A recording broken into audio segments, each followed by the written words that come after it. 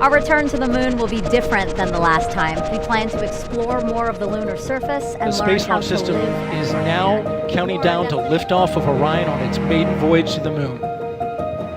And here we go. 10. Hydrogen burn-off igniters initiate.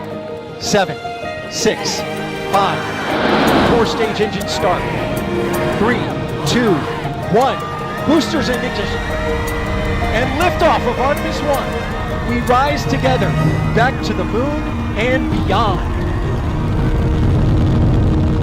We are all part of something incredibly special, the first launch of Artemis.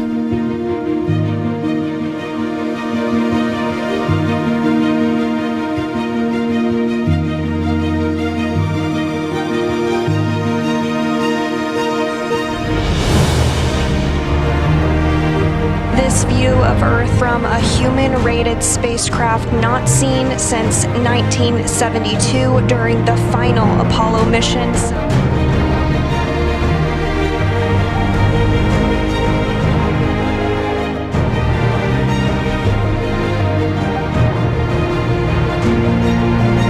Distant retrograde orbit. We're going to be about 38,000 miles away from the lunar surface. We're going beyond anywhere we ever went for Apollo.